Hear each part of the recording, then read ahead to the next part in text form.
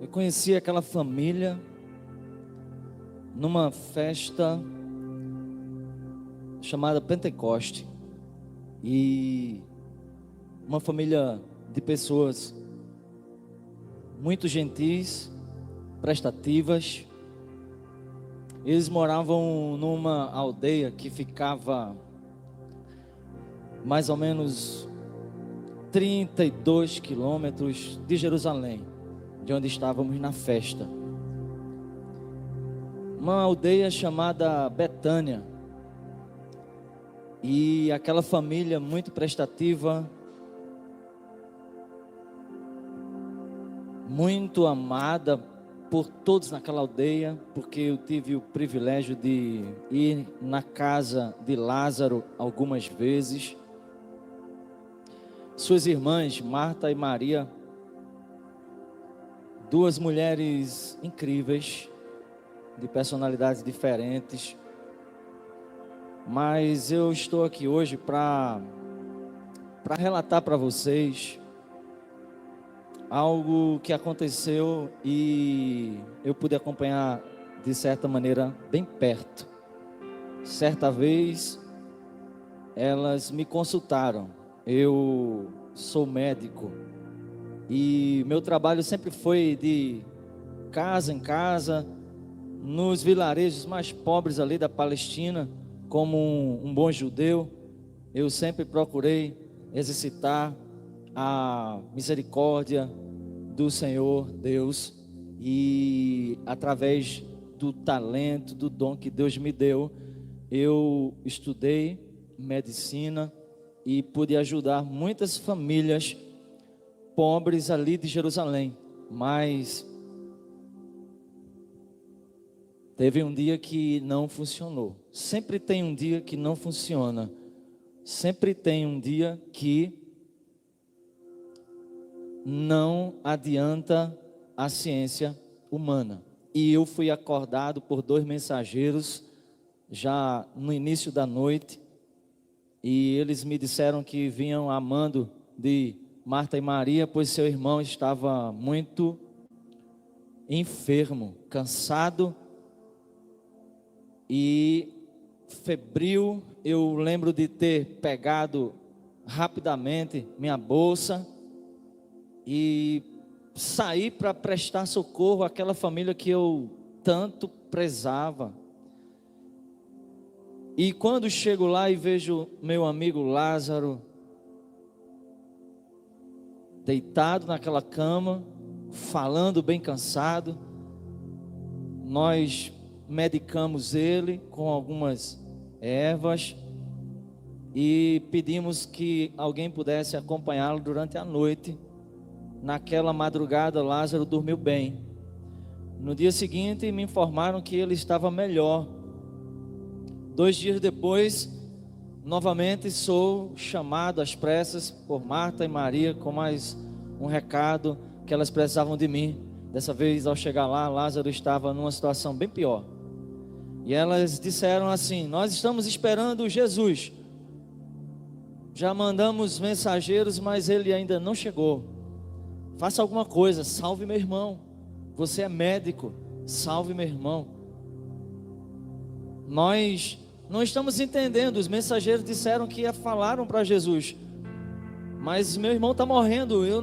Meu irmão vai morrer. E aquilo foi uma situação desesperadora, porque o que a medicina podia fazer, eu já tinha feito. Eu olhei para Lázaro e ele já não conseguia mais falar, apenas respirar com muita dificuldade.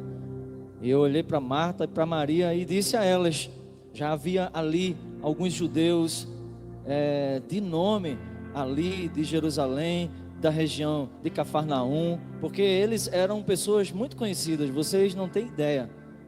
Lázaro era um homem muito conhecido e tinha muitos amigos, e a casa já estava cheia com alguns amigos mais próximos.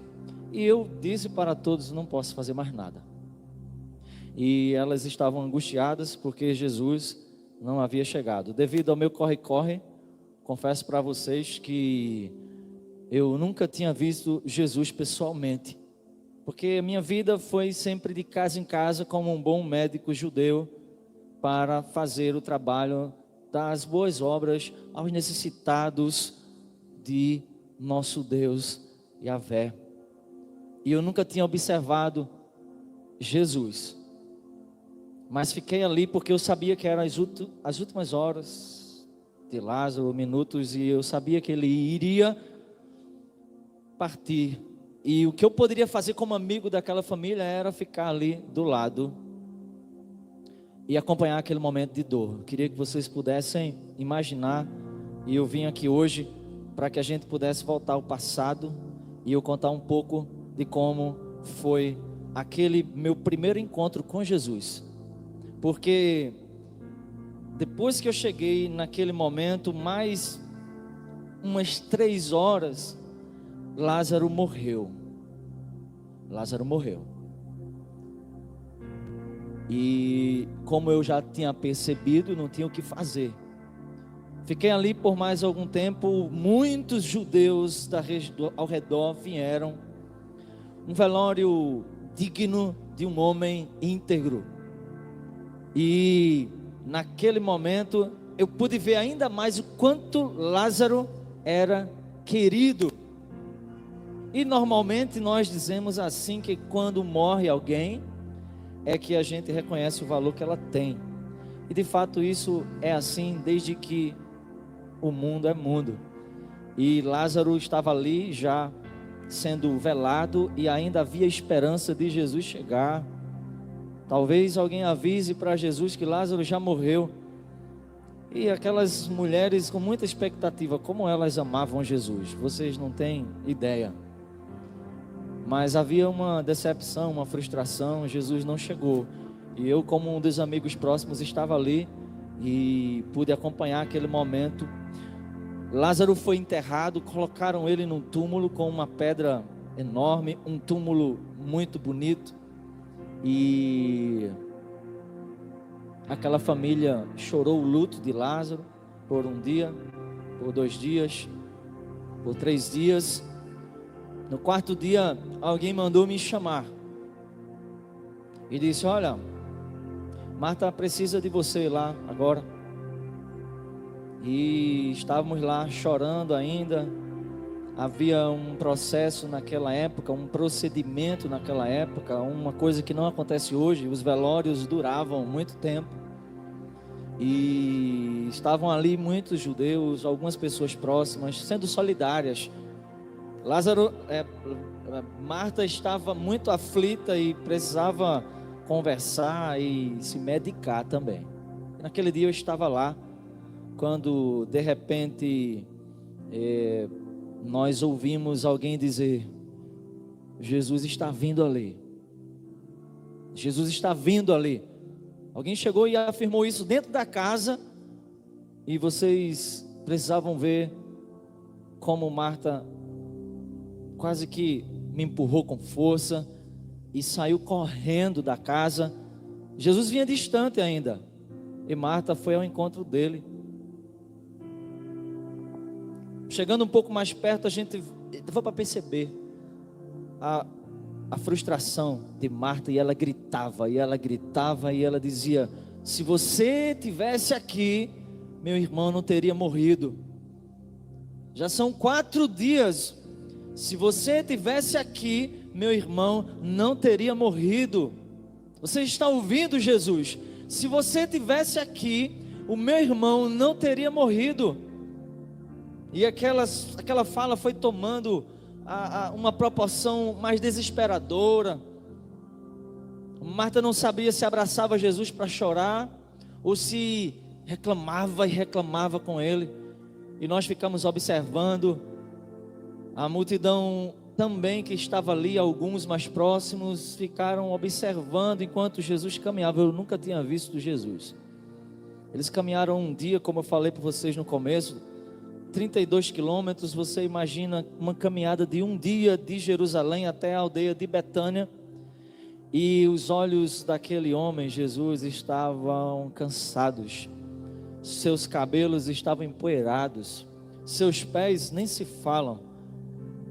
Havia muito cansaço na vida daqueles homens. E quando eu olhei para eles, eu não dei uma palavra. Eu fiquei como espectador junto dos demais que estavam ali, sabe? E eu me afastei um pouco. E quando chega na casa mesmo, Maria, que era um pouco mais calma do que Marta, menos enérgica do que Marta, mas ela gritou a mesma coisa. Ela repetiu as mesmas palavras que a irmã. Ela disse: Jesus, se você tivesse aqui, meu irmão não teria morrido. Jesus agora já está na parte interior da casa. E Jesus, ele não dá uma palavra antes de observar todo o cenário, todas as pessoas. Jesus falou alguma coisa, eu não lembro bem o que ele disse, sobre ela ficar calma, sobre ressurreição. E Marta até disse: eu sei, meu irmão vai ressuscitar no último dia. Mas Jesus falou algo como se ele fosse a ressurreição. Eu não entendi nada na hora. Mas a dor era tão grande de Maria, e ela chorava, e ela dizia com um pouco menos de murmuração, mas apenas lamentação: Jesus, se você tivesse aqui, meu irmão não teria morrido. Naquele momento, Jesus olhando aquelas pessoas chorando, eu vi Jesus chorar. Eu vi o seu coração demonstrar todo o amor, que era tamanho assim. Eu só não entendo uma coisa: como que Jesus chorou sabendo que 10 minutos depois ele iria ressuscitar aquele homem de uma maneira incrível? Eu não sei, eu não tenho uma resposta. Na verdade, eu não tenho algumas respostas. Eu não sei porque Jesus chorou, se ele sabia que iria ressuscitar Lázaro. Vocês não têm ideia do que eu vi. Eu sou médico. Eu não sei porque Jesus mandou algumas pessoas tirarem a pedra, se ele podia fazer algo muito mais, que era trazer vida. Mas eu vi nos olhos de Jesus lágrimas, e eu não sei porque ele chorou, mas ele pediu para que o levassem até onde haviam enterrado Lázaro. E ele chega ali de frente e ele dá a ordem: tire a pedra. Eu lembro que uma das irmãs, não sei qual, disse assim: mas Senhor, são 4 dias. Vocês sabem o que é um corpo humano 4 dias numa cova? Vocês sabem o que acontece com 4 dias de uma pessoa morta? Daqui a pouco eu falo para vocês. Mas a irmã disse assim: já está cheirando mal, são 4 dias. E eu confesso que aquilo me assustava. Algumas pessoas não entendiam o que Jesus queria fazer. Era ao mesmo tempo assustador, era ao mesmo tempo assombroso. Vamos abrir um túmulo onde já tem um cadáver num estado de putrefação. Então uma das irmãs gritou e disse: olha, não abra, cheira mal, já está fedido. De verdade, só de chegar próximo daquela pedra, nós já sentíamos um odor. Eu lembro de Jesus ter falado algo assim: se creres, verás a glória de Deus. E eu não entendi nada, até o momento que empurraram a pedra, e aquele bafo quente, frio, fedido, soprou sobre umas 15 pessoas que estavam ali perto. Eu lembro de Jesus se aproximar, como que não estivesse sentindo o cheiro da morte. E ele olhou para cima, e ele fez uma prece. Ele agradeceu a Deus. Ele dizia que era o Filho de Deus. Ele dizia que era o próprio Deus. Ele tinha dito que ele era a própria ressurreição. E ele, como que se não estivesse sentindo o calor daquele ar fedido, ele bradou, gritou. Ele falou forte, eu não entendi. Era algo com muita autoridade. Ele disse: Lázaro, vem para fora. Antes de eu relatar essa última cena, eu sou médico. E eu não sei quantos de vocês têm o conhecimento do que acontece com o corpo humano depois que ele morre. Me permita mais uns segundos, já que eu vim de tão longe. Eu não tenho algumas respostas, eu não sei se vocês têm, mas eu sei o que eu vi naquele dia. Eu quero descrever aqui para vocês um pouco do que acontece com o corpo humano quando aquilo que nós chamamos de alma, de sopro da vida do Criador, como fala na Torá, sai do ser humano. Eu sou médico e a decomposição começa alguns minutos depois da morte. É um processo chamado de autólise. Momentos depois, o coração para de bater, as células começam a ficar privadas de oxigênio. Então, automaticamente aumentam em acidez e os subprodutos tóxicos do corpo começam a explodir. Bactérias começam a comer a própria carne do corpo para tentar sobreviver. Um segundo momento depois da morte, o coração para, a pele fica dura, de cor pálida, todos os músculos relaxam. A bexiga e o intestino esvaziam, a temperatura do corpo começa a cair 1,5 graus por hora. 30 minutos após a morte, a pele fica roxa, cerosa. Os lábios e unhas das mãos e pés ficam com uma cor pálida. Piscinas de sangue surgem na parte inferior do corpo, as mãos e os pés começam a ir ficando azul e roxo. Aquele corpo começa a ficar endurecido. 4 horas depois da morte, precisamente 4 horas depois da morte, o cadáver já está duro e já começa a entrar numa decomposição cadavérica, não das células ainda, mas pela falta de oxigênio. A rigidez continua a apertar os músculos por pelo menos 24 horas e aquele corpo vai ficando endurecido. 12 horas depois da morte, o corpo entra então em rigidez cadavérica. 24 horas depois da morte, o corpo está na temperatura ambiente. Nos homens, o sêmen morre. A cabeça e o pescoço começam a possuir uma cor esverdeada. O corpo já possui um forte cheiro de carne podre, devido às bactérias vivas que vão comendo para tentar sobreviver.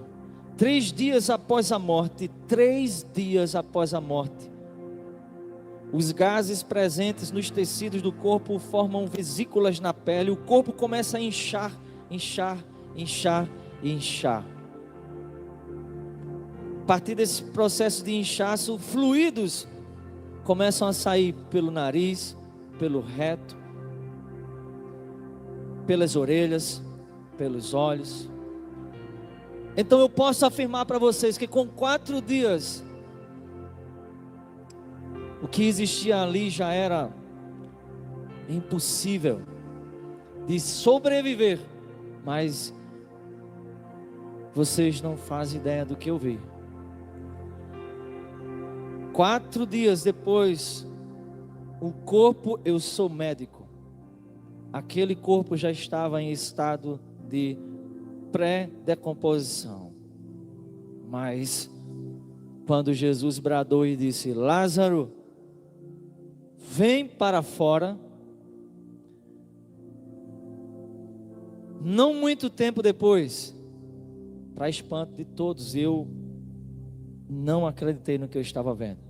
Já tinha ouvido falar de Jesus, que ele havia ressuscitado um defunto que passava num funeral e a sua mãe chorava lá em Naim, mas era um defunto, talvez ainda estivesse quente. Mas 4 dias, eu ouvi falar de uma certa menina que também adormeceu para a morte, mas horas depois Jesus chegou e ressuscitou. Mas 4 dias, não. Lázaro saiu, todo enfaixado, e mais uma vez, Jesus deu ordens e disse: tirem as ataduras dele.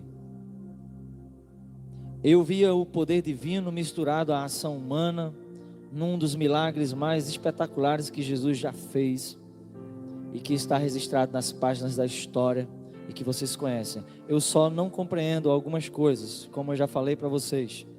Eu não compreendo porque Jesus, sabendo que iria ressuscitá-lo, chorou. Eu não compreendo porque Marta, parecendo que estava certa, recebeu uma lição maravilhosa de que ela estava completamente equivocada. Eu não sei porque Jesus, podendo ressuscitar, pediu para alguém tirar a pedra. Essas respostas eu não sei. Mas eu sei que há um Espírito de Deus que fala aos vossos corações nessa noite. E acredito que alguns dos questionamentos desta história, deste grande milagre, sejam questionamentos que vocês passem também. E eu espero que Deus possa trazer as respostas que eu ainda não tenho. Porque tudo que eu posso dizer a vocês é que naquele dia eu me tornei um discípulo de Jesus. Porque aquilo que eu vi era algo impossível.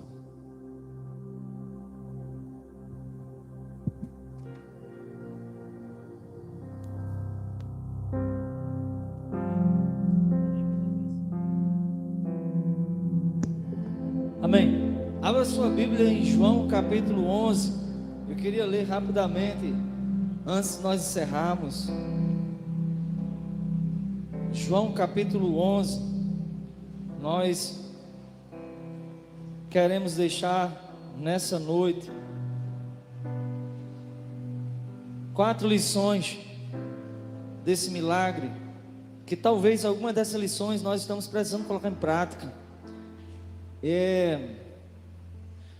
O médico ficou com alguns questionamentos que são questionamentos também nossos, mas eu quero ler aqui capítulo 11. Minha Bíblia está em algum lugar? Está aqui. Nós temos esse relato desse milagre no capítulo 11 do Evangelho de João.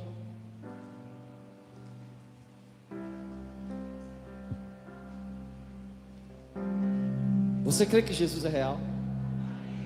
Sabe que Jesus nos autoriza a viver coisas extraordinárias? Amém?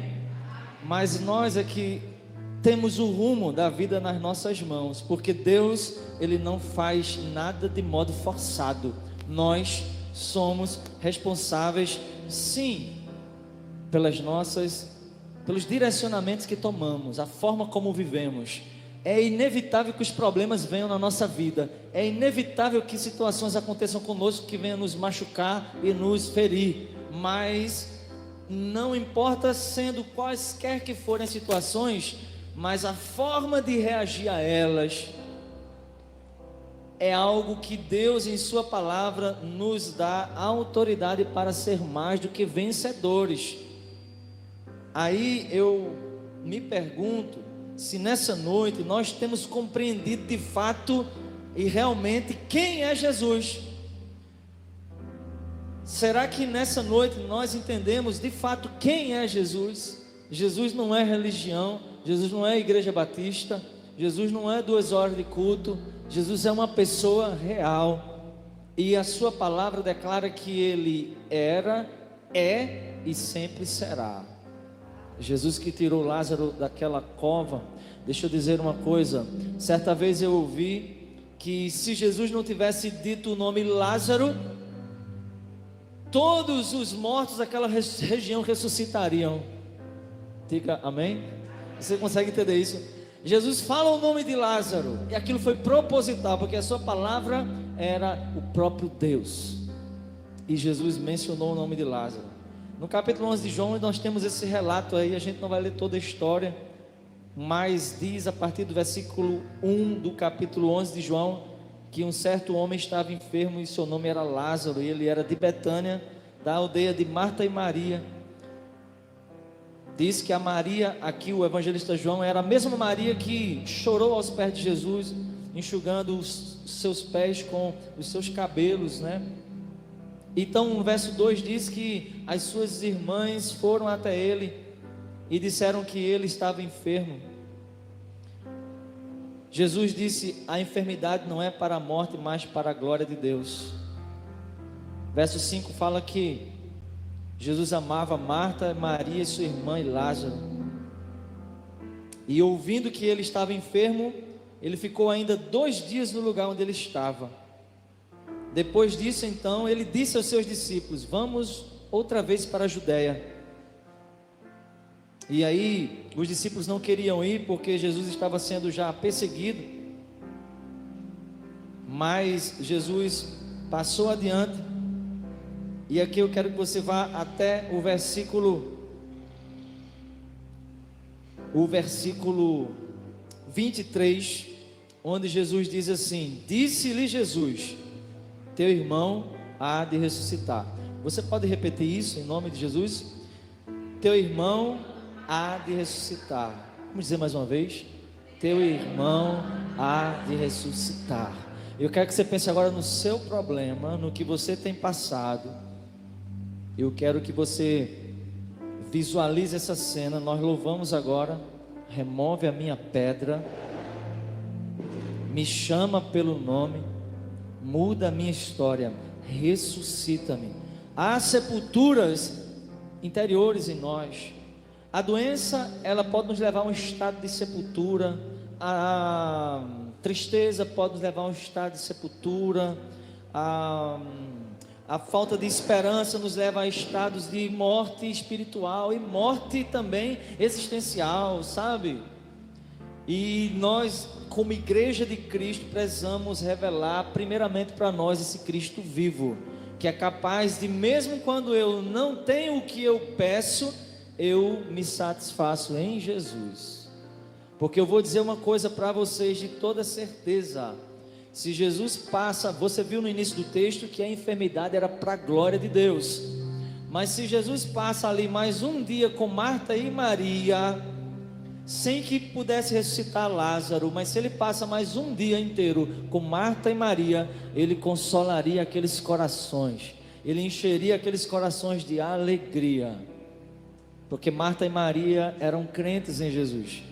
E Jesus certa vez disse assim: alegrem-se, não porque os espíritos lhes obedecem. Jesus falava aos seus apóstolos: alegrem-se, não porque vocês oram e as enfermidades elas são saradas, mas Jesus disse: alegrem-se, porque os vossos nomes estão escritos no livro da vida. Essa é a verdadeira alegria.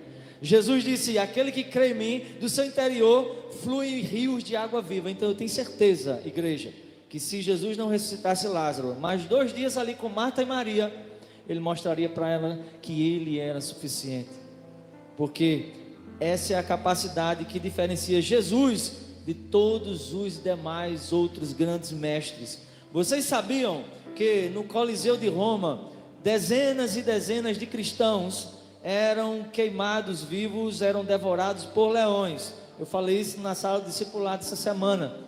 Mas enquanto no Coliseu, lá na arena, leões devoravam a cristãos, crianças, as pessoas que ainda iam entrar estavam louvando Gilmar. Elas louvavam. Sabe que um dos imperadores mais cruéis na história de Roma foi Nero. Nero incendiou Roma, colocou a culpa nos cristãos.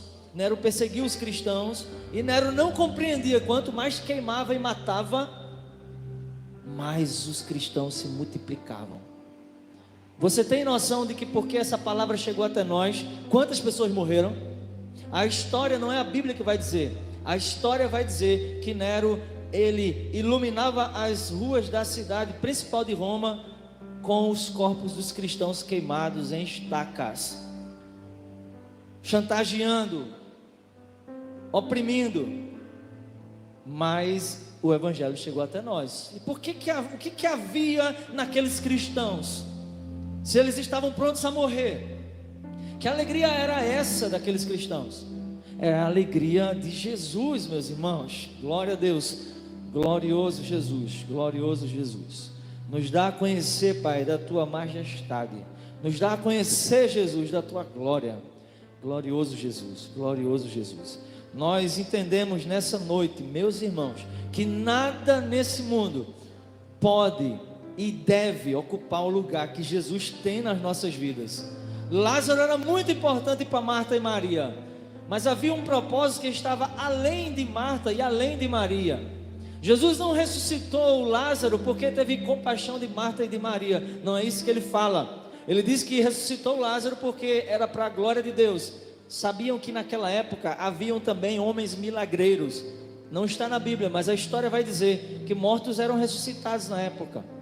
Como assim, pastor? Havia uma doença chamada catalepsia, eu acho que é esse o nome, se eu não estiver enganado, é um outro nome parecido com esse, onde o corpo entrava num estado inerte e por 3 dias poderia depois tornar a vida, mas 4 dias não. Diga, 4 dias não, fale isso, 4 dias não, é o impossível. E Jesus, todas as coisas estão no controle de Jesus, todas as coisas estão no controle de Jesus. Mas alguns questionamentos a gente tem, que era o questionamento do médico: por que Jesus chorou? Por que Jesus chorou? E deixa eu falar algo aqui para vocês. Um sábado de manhã eu vim aqui e fui organizar umas coisas do som e comecei a sentir Deus me dizendo para mim parar de arrumar o som e abrir a Bíblia. Eu estava sem Bíblia, né? Então eu abri aqui no aplicativo da Bíblia, no celular, e coloquei no Evangelho de João aleatoriamente e caiu no capítulo 11 de João. E eu li essa história. E essa história tem me alimentado muito, sempre, tem me alimentado esses dias aí. E naquela manhã, deixa eu falar algo para vocês. Eu queria que vocês pudessem entender isso, para que algumas respostas que você também tem hoje sejam respondidas não por mim, mas pelo Espírito Santo. Para você ir para casa crendo que Jesus é real, pode fazer coisas extraordinárias, pode fazer o que está no seu coração, mas algumas coisas são muito pessoais na minha vida, na sua vida, e eu oro para que o Espírito Santo fale com você ainda nesses minutinhos que nos restam aqui, para a gente ir embora. Mas sabe, naquela manhã de sábado, eu ao ler o texto bíblico, eu parei no versículo 21, onde justamente Marta diz: se você tivesse aqui, meu irmão não teria morrido. No verso 32, Maria vai dizer a mesma coisa: se você tivesse aqui, meu irmão não teria morrido.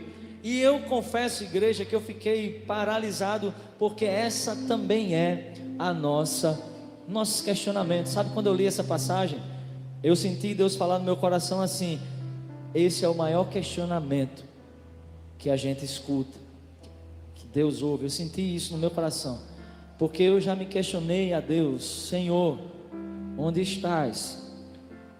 Quando chega a dor, quando chega a enfermidade, quando chega as impossibilidades, quando chega as frustrações, quando chega as decepções, a gente pergunta: Senhor, por que o Senhor deixou isso acontecer?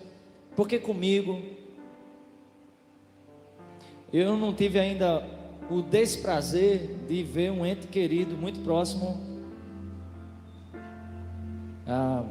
num caixão, mas sei que vai chegar essa hora, mas talvez eu até vá primeiro.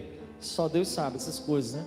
Mas eu tenho certeza que quando eu ver, seja quem for, eu vou me perguntar: Senhor, por quê? Por que agora? Por que agora? Então são as perguntas que nós ficamos. E naquela manhã, Jesus me revelou algo maravilhoso. Você acredita que Jesus é real? Você acredita que Ele fala comigo? Ele fala com você também, viu? Ele fala conosco, com todos. Naquela manhã, Jesus disse assim: eu estava lá. Naquela manhã, quando eu li Marta dizendo: Jesus, se você não estivesse aqui, meu irmão não teria morrido, eu comecei a chorar, meus irmãos, aqui nessa igreja onde vocês estão. E eu estava sozinho, e eu estava sentindo a alegria do céu, algo maravilhoso.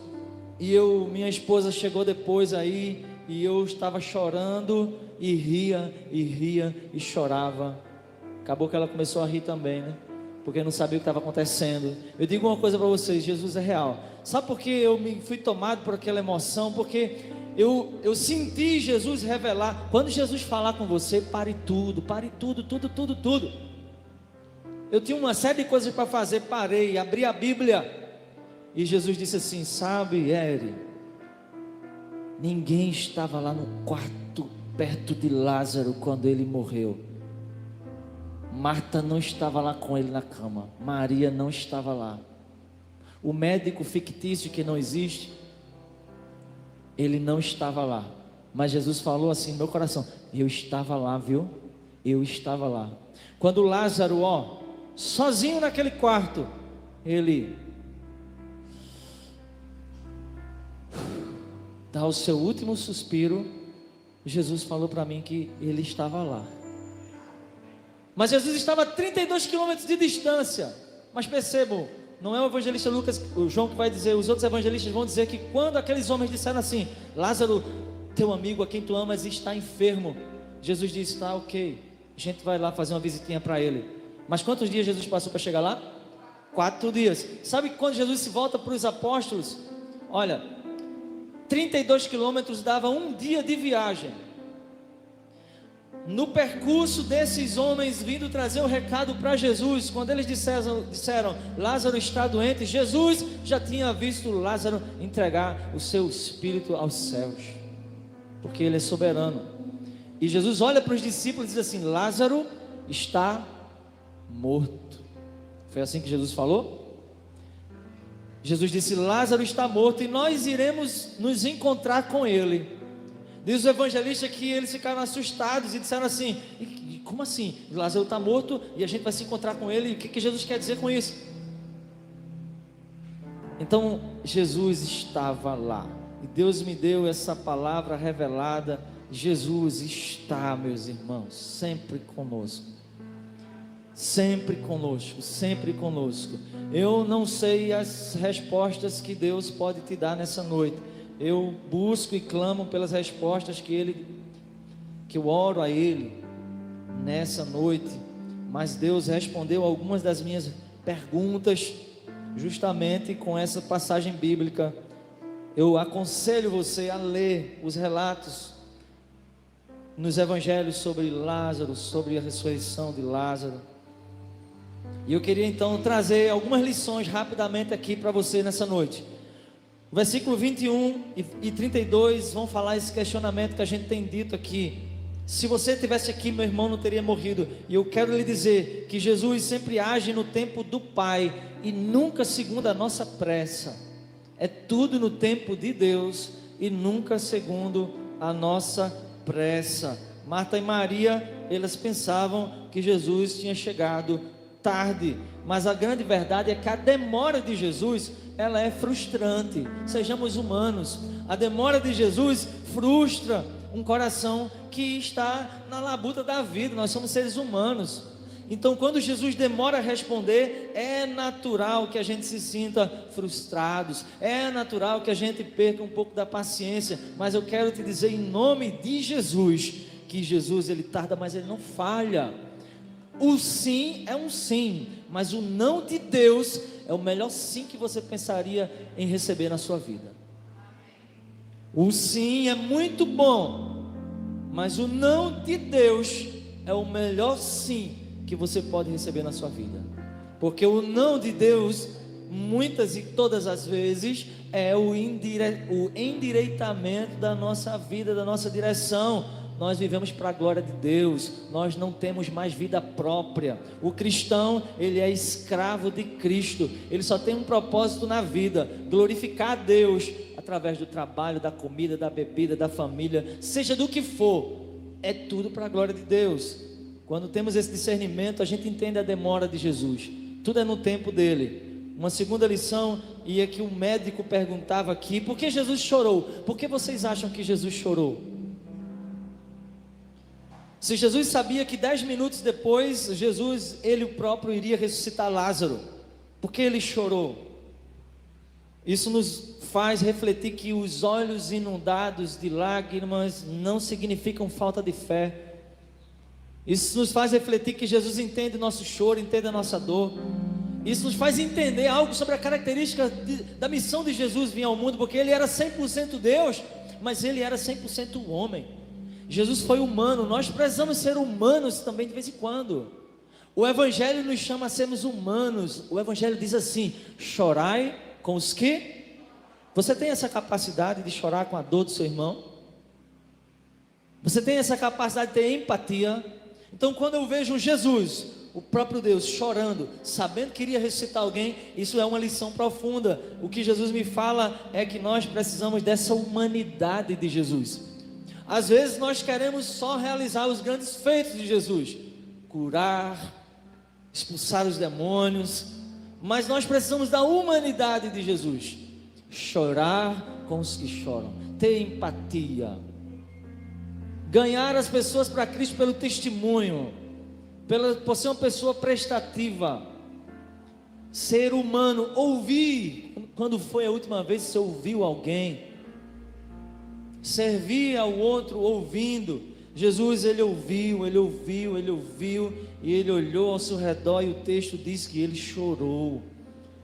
Jesus sabe que os seus olhos cheios de lágrimas não significa falta de fé.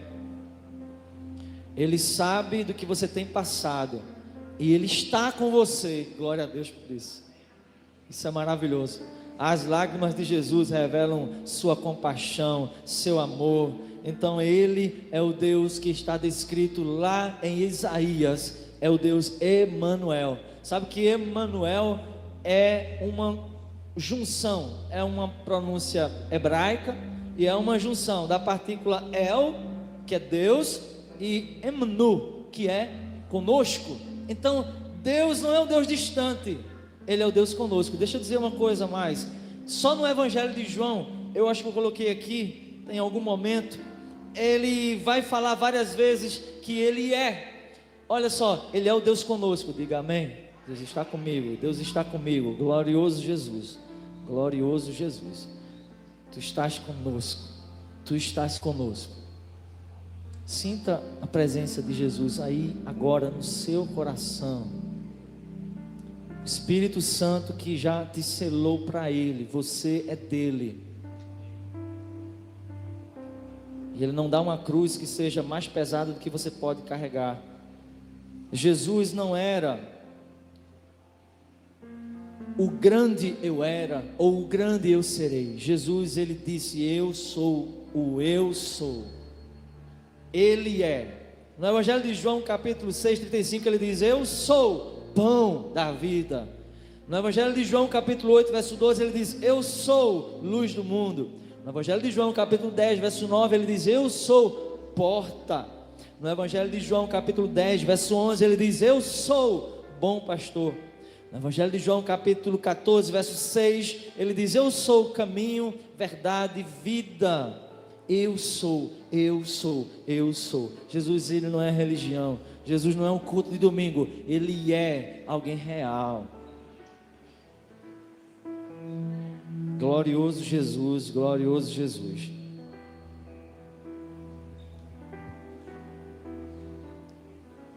Você entende agora por que Jesus chorou? Porque ele quis ensinar isso para nós hoje. Você entende por que ele ressuscitou Lázaro? Não foi porque Marta e Maria eram pessoas devotas. Ele ressuscitou para que o nome dele fosse glorificado. Não, o nome do Pai fosse glorificado. A história não relata em momento nenhum ninguém ressuscitando uma pessoa após 4 dias de morto, mas Jesus marcou a história. Esse é um dos últimos milagres antes de Jesus ser crucificado. Menos de 2 semanas depois da ressurreição de Lázaro, Jesus é crucificado, e ele precisava marcar ainda mais a passagem dele aqui na terra, para dizer: eu sou, o que eu faço ninguém faz, só eu faço. Então só Deus faz. Mas tem uma outra coisa que eu vou deixar aqui para finalizar a nossa reflexão nessa noite, que é justamente quando a gente viu o médico questionar aqui e dizer assim: como pode alguém que ressuscita um corpo em estado de putrefação, 4 dias inchado, com fluidos saindo pela orelha, pelo nariz, pelos olhos, pelo reto, por tudo quanto é buraco, já não tinha mais vida, apenas as bactérias comiam aquelas células e aquela carne. E o texto vai dizer que a própria irmã do defunto disse que está cheirando mal. Jesus, está cheirando mal. O que a gente vai ver aí é um negócio assombroso. Jesus disse: tire a pedra, tire a pedra. E eu fiquei me perguntando: Jesus, Por que tirar a pedra, se você pode também simplesmente com um piscar de olhos remover a pedra? Porque naturalmente, já ouvi milhões de pessoas falarem isso, milhões é exagero, tá? Mas muita gente dizer que aquilo que nós podemos fazer, Deus não faz. Já ouviu isso? Quem já ouviu isso? Levanta a mão. Olha aí. Aquilo que você pode fazer, Deus não faz. E muitas vezes tirar a pedra é ir dar de cara com aquilo que é sujo na nossa vida.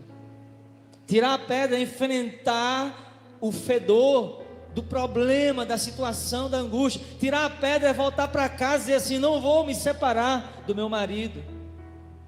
Jesus está mandando pessoas tirarem a pedra, voltar para casa e esperar Deus fazer o milagre. Tirar a pedra é receber o diagnóstico e dizer assim: eu vou louvar, porque se eu vivo é para Cristo, se eu morro é para Ele também. Tirar a pedra não é fugir dos problemas, é encarar o problema, por mais podre que ele possa ser, como aquele corpo de Lázaro. Então Jesus disse: tira a pedra, sintam o cheiro. Eu quero que vocês sintam o cheiro, para que depois vocês vejam o que eu vou fazer. Então tem coisas que somente, eu coloquei aqui assim, ó, que a soberania de Jesus não nos isenta da nossa responsabilidade. É por isso, como o pastor Valdeci sempre gosta de citar esse texto, que o reino dos céus é tomado por esforço, e somente os que se esforçam conseguem desfrutar dele. Amém? A coisa mais importante em nossa vida não é sermos poupados dos problemas, mas é glorificarmos a Deus em tudo. Amém? A coisa mais importante da nossa vida não é sermos poupados dos problemas, mas é glorificar a Deus em tudo, em tudo. Então eu quero desafiar você nesse instante, em nome de Jesus. Fique de pé, se você puder ficar, e você ore junto comigo. Vamos orar juntos ao Pai nesse instante e colocar diante dele o seu coração, o meu coração. Chorar com os que choram. Onde está a sua capacidade de chorar? Onde está a sua capacidade de falar de Jesus para alguém, um familiar? Onde está o seu amor por Jesus? Onde está a sua força para voltar para casa? Onde está a sua força para perdoar, para levantar a cabeça? Onde está a sua força para continuar crendo num Deus que pode tudo, se Ele ainda não te deu um trabalho? Mas a palavra de Deus hoje é que a presença de Jesus é suficiente. E se Jesus não ressuscita Lázaro, a presença de Jesus iria acalmar o coração daquelas mulheres. Mas Jesus sabe quando faz, como faz e quando quer e se quiser. Mas tem uma coisa que o Espírito Santo me lembrou agora, que ainda tem nesse texto, que você não pode esquecer e vai usar agora. Você vai usar agora. Sabe o que está escrito nesse episódio de Marta, Maria, Lázaro, Jesus e o médico fictício? Sabe o que está escrito lá? Que Jesus pergunta assim, ó, fica em pé para você não dormir, vou terminar agora. Jesus diz assim: você crê nisso? Jesus diz assim: olha, teu irmão, ele vai ressuscitar. Sabe o que acontece? Marta diz assim para Jesus: Jesus, eu sei que ele vai ressuscitar no último dia. Porque Marta tinha uma convicção teológica. Mas ter uma convicção teológica não significa que a gente está sempre certo. Marta sabia que pela lei os fariseus ensinaram dizendo que há uma ressurreição no último dia, porque está escrito em Daniel capítulo 12 que ao ouvir o som da trombeta os mortos ressuscitarão no último dia, uns para vergonha e desprezo eterno e outros para a vida eterna. Marta sabia disso, estava lá em Daniel, e ela fala isso para Jesus, mas a convicção religiosa dela não ainda compreendia a grandiosidade de Jesus. Por isso, não se gabe na sua teologia, na sua sabedoria. Deus está sempre ensinando. E o que eu digo para você, se aproxime dele. Mas sabe o que é que ele pergunta para nós hoje? Ele pergunta para mim, ele perguntou para mim hoje, conversando com a minha esposa, porque nós esperamos um milagre, né? Um filho hoje para mim é um milagre. Eu já sou feliz sem ter filho, mas ao ler esse episódio, Jesus me perguntou: você crê?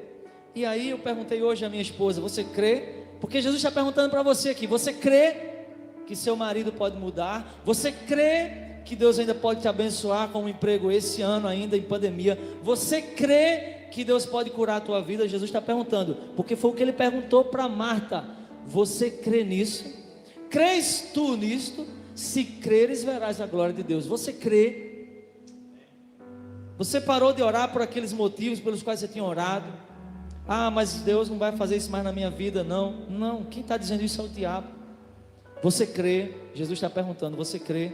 Eu creio tanto que eu não vivo hoje mais com aquela grande expectativa. Se Jesus me der, é lucro, o meu filho vai ser para a glória dele. Se Jesus não me der, eu vou amar Jesus ainda mais, porque eu sei que o negócio que ele tem comigo, com Maria, é muito precioso, porque quanto maior a prova, mais valioso o diamante. Sabia disso? Para você lapidar uma pedra e deixar ela cada vez mais polida, é mais cacetadinha ali, ó. Então, eu não sei o que você está passando, eu não sei que situação você está vivendo, mas Deus está fazendo algo grandioso. Só creia nisso e ore nesse instante. Ore com fé, viu? Jesus é real. Ore com fé agora.